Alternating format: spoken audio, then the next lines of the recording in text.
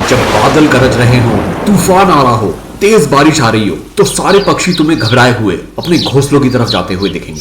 पर अगर उसी तूफान में तुम्हें कोई ऐसा पक्षी दिखे जो पंख फैलाए भारी बारिश में आंधियों को चीरता हुआ अपने घोंसले की तरफ नहीं बल्कि और ऊपर बादलों की तरफ तूफान का सामना करते हुए तेजी से उड़ता हुआ दिखे, तो समझ जाना कि तुमने कोई मामूली पक्षी नहीं, तुमने बाज देखा है।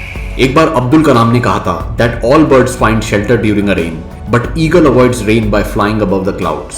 Problems are common but attitude makes a difference. परेशानियां सबके साथ आती हैं, लेकिन जो परेशानियों को चुनौती देकर परेशानियों से भी ऊपर चला जाए उसे बाज कहते हैं। और यही बाज के एटीट्यूड, उसके माइंडसेट और उसकी क्वालिटीज के बारे में हम बात करेंगे। Eagle flies alone. या तो बाज अकेले उड़ता है या बाज के साथ उड़ता है, वो और पक्षियों के साथ नहीं उड़ता।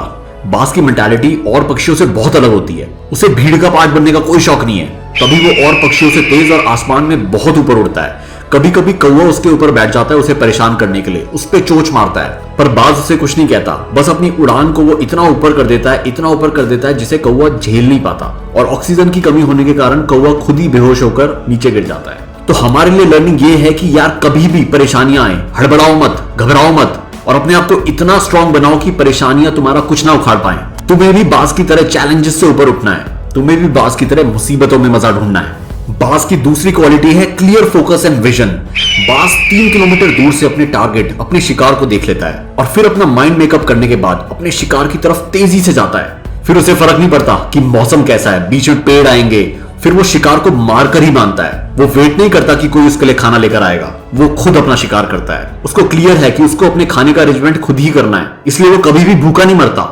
इंडिपेंडेंट रहता है। तो हमारे लिए लर्निंग ये है कि हमें भी अपने लाइफ के गोल्स क्लियर होने चाहिए, फोकस और कंसिस्टेंसी के साथ उन पर काम करते रहना चाहिए। बाज की तीसरी क्वालिटी है नो कंफर्ट जोन। जब बाज अपना घोंसला बनाता है ना, तो उसमें से सारी नरम सॉफ्ट घासों को हटा देता है, क्योंकि कंफर्ट जोन में रहना उसकी फितरत नहीं है। वो आसमान में ऊंचा उड़ने के लिए बना है। उसको भी पता है कि अगर उसे कंफर्ट जोन की आदत पड़ गई तब वो आसमान में तूफानों से, तेज बारिश से लड़ नहीं पाएगा।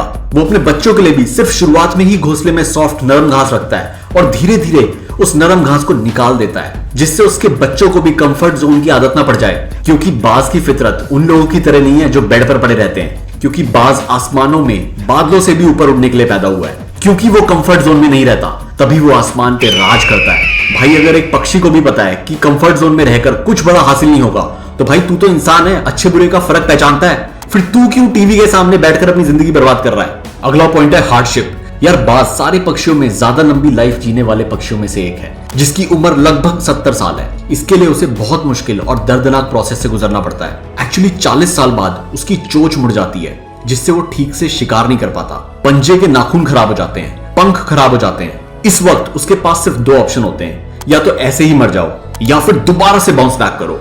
और क्योंकि वो बाज है, वो बाउंस बैक करता है। वो वापस अपने घोंसले में जाता है और पेड़ पर बहुत तेज अपनी चोंच मार मार कर चोंच को तोड़ देता है और वेट करता है अपनी नई चोंच के आ जाने का।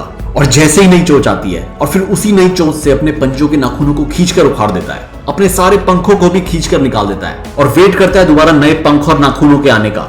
और आते ही वो फिर से नई उड़ान भरता है और 70 साल तक जीता है। तो हमारे लिए क्या लर्निंग है यार, हमें भी पता है कि हमारी बॉडी के लिए क्या चीजें खराब है, क्या चीजें जानलेवा है, तब भी हम उन्हें यूज करते हैं, जैसे कि सिगरेट हो गई, शराब हो गई, अनहेल्दी हैबिट्स। सुधर जाओ यार, बाज से कुछ सीखो। और आखिरी पॉइंट है फियरलेसनेस। जैसे कि मैंने शुरुआत में भी बताया था कि बाज तूफानों में, बारिश में घोंसला नहीं ढूंढता, बल्कि बारिश में बादलों से भी ऊपर चला जाता है। जो बादल सोर्स है उसकी परेशानी का, बाज उनसे भी ऊपर चला जाता है। तो तुम भी परेशानियों से घबराओ मत यार, बाज की तरह चैलेंजेस का सामना करो और लाइफ को जिंदा दिली के साथ जियो।